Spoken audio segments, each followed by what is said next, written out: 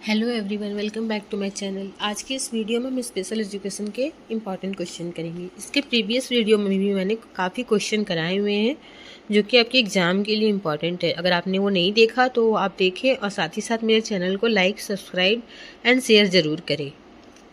Question number 1, अधिगम learning का सबसे उपयुक्त अर्थ क्या है? ऑप्शन ए, दंड के कारण व्यवहार में परिवर्तन। ऑप्शन बी, अनुभव के कारण व्यवहार में अस्थायी परिवर्तन। ऑप्शन सी, थकान के कारण अस्थायी परिवर्तन। ऑप्शन डी, केवल परिपक्वता के कारण परिवर्तन। तो क्वेश्चन नंबर 1 का सही जवाब है ऑप्शन बी, अनुभव के कारण व्यवहार में अस्थायी परिवर्तन। Permanent change in behaviour due to experience. अधिगम लर्निंग वह प्रक्रिया है जिसमें अनुभव, अभ्यास या प्रशिक्षण के कारण व्यवहार में अपेक्षाकृत अस्थायी परिवर्तन होता है। थकान, बीमारी या परिपक्वता से हुआ परिवर्तन अधिगम नहीं माना जाता। Question number 2, language across the curriculum का मुख्य उद्देश्य क्या है? ऑप्शन ए, भाषा को अलग विषय के रूप में पढ़ाना। ऑप्शन बी, सभी विषयों में भाषा का प्रयोग। ऑप्शन सी, व्याकरण आधारित शिक्षण। ऑप्शन डी, पाठों का रटन अध्ययन। तो क्वेश्चन नंबर 2 का सही जवाब है ऑप्शन डी, सभी विषयों में भाषा का प्रयोग। लैंग्वेज अक्रॉस द करिकुलम का अर्थ है कि भाषा केवल हिंदी, अंग्रेजी विषय तक सीमित ना होकर गणित, ईवीएस, विज्ञान, सामाजिक विज्ञान आदि सभी विषयों में सीखने का माध्यम बने। यह विद्यार्थी की समझ, अभिव्यक्ति और विचार क्षमता को विकसित करता है।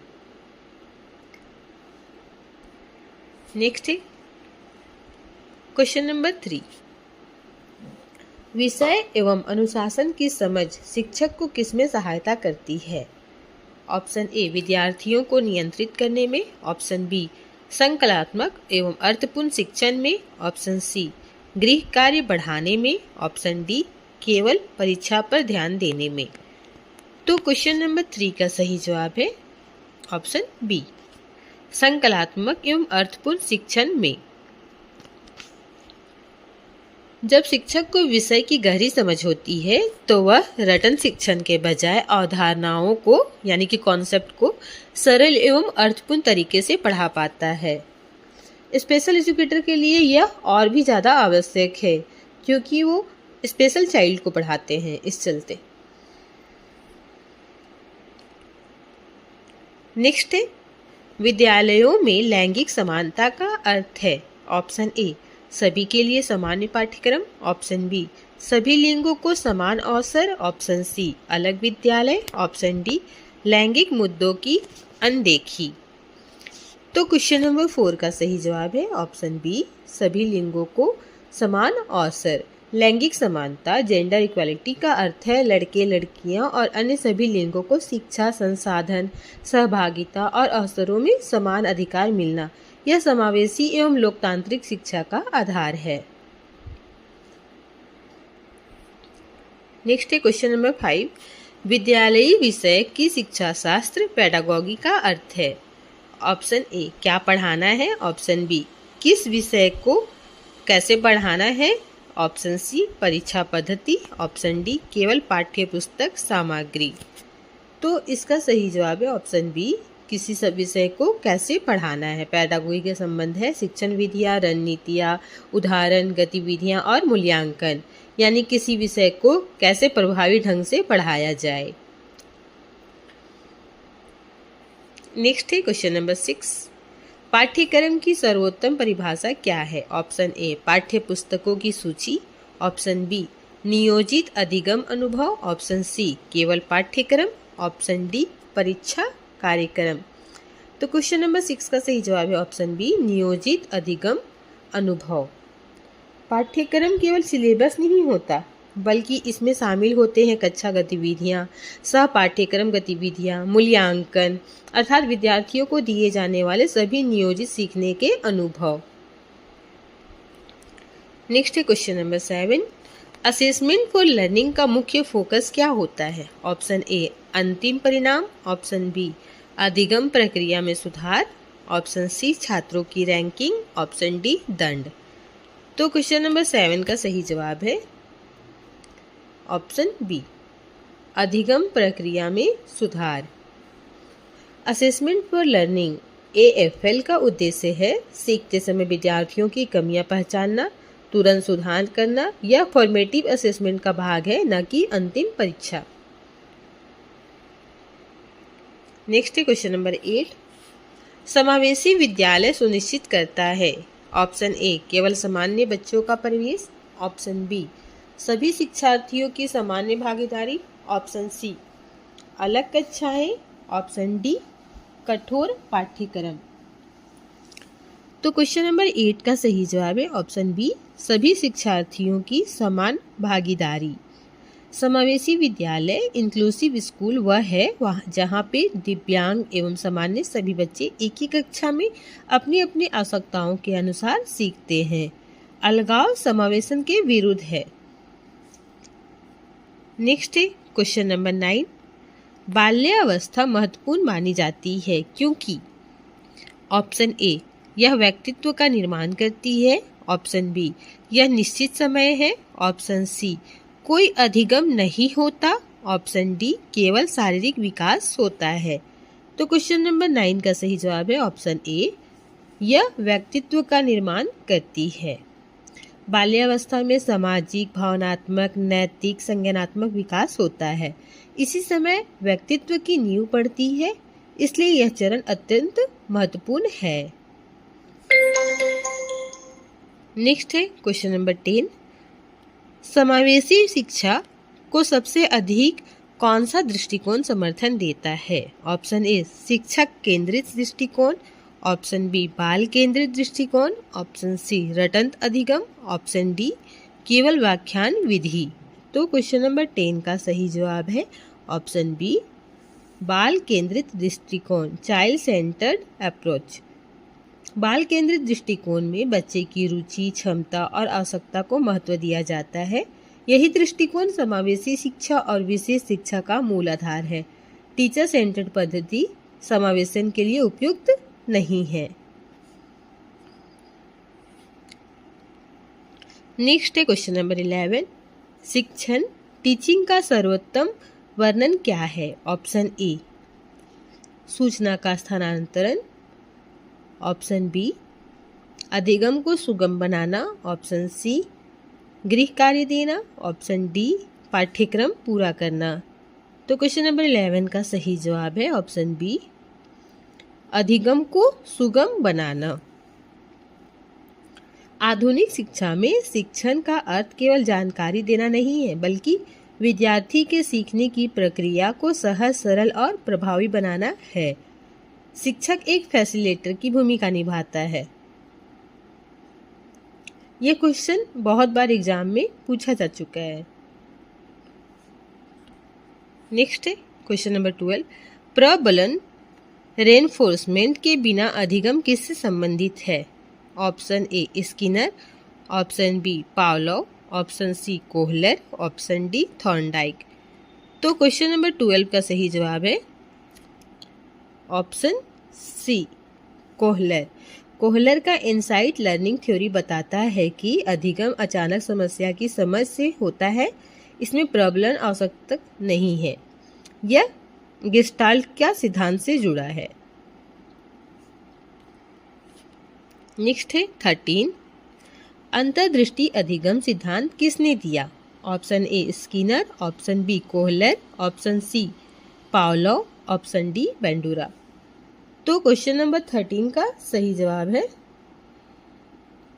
Option B Kohler.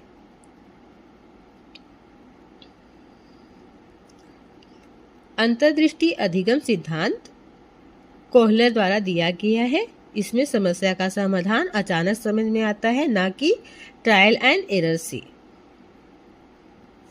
नेक्स्ट है क्वेश्चन नंबर 14। भाषा विकास सबसे तेज किस अवस्था में होता है, ऑप्शन ए किशोरावस्था, ऑप्शन बी बाल्यावस्था, ऑप्शन सी प्रौढ़ावस्था, ऑप्शन डी वृद्धावस्था। तो क्वेश्चन नंबर 14 का सही जवाब है ऑप्शन बी बाल्य अवस्था। भाषा विकास सबसे अधिक प्रारंभिक बाल्यावस्था में होता है।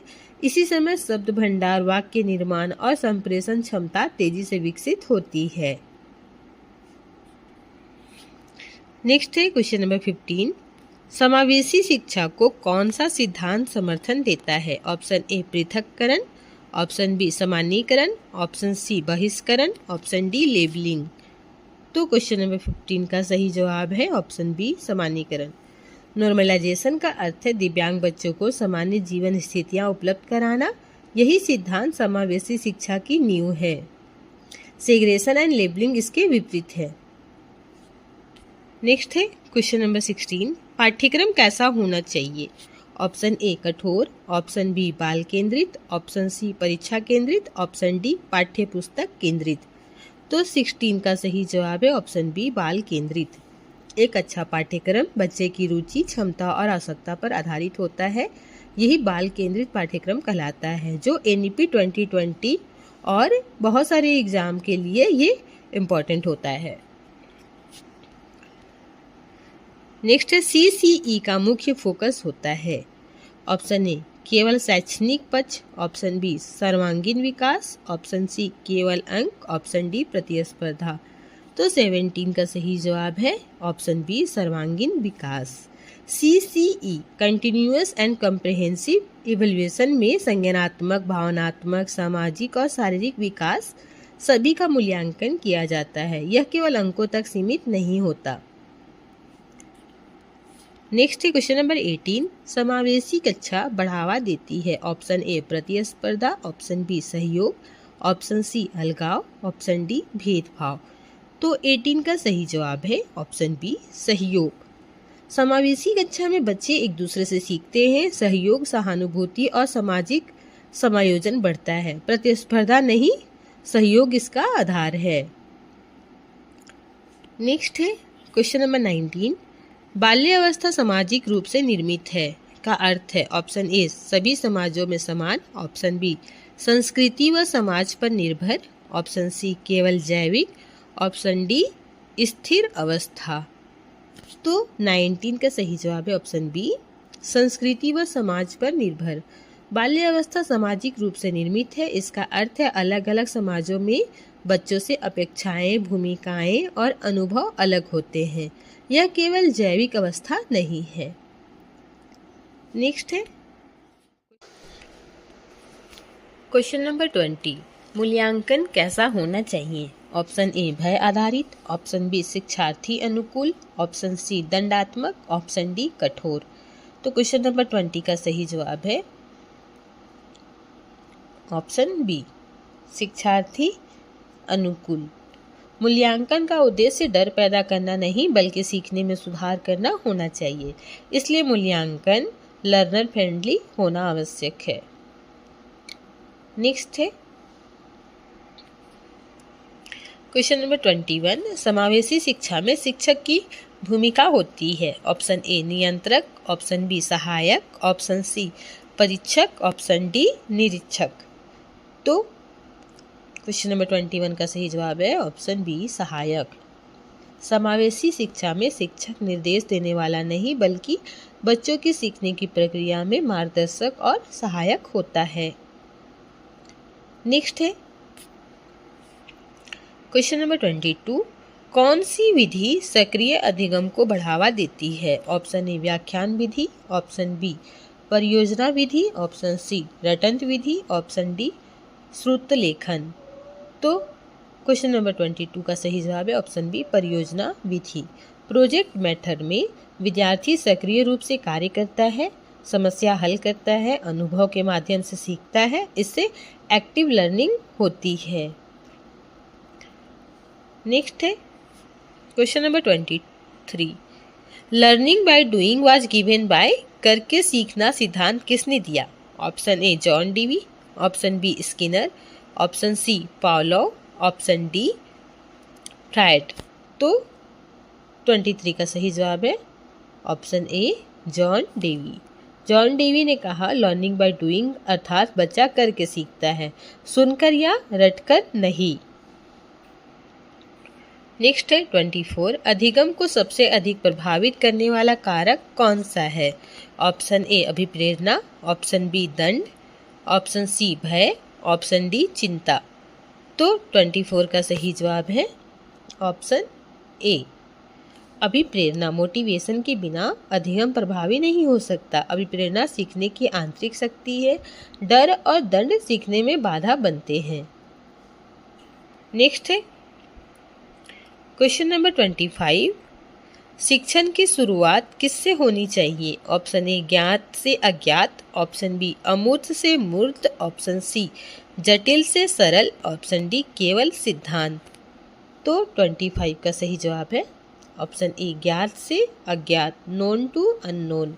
शिक्षण के सिद्धांतों के अनुसार पहले वह पढ़ाया जाता है जो बच्चा जानता है, फिर नई जानकारी दी जाती है। यह सीखने को सरल बनाता है।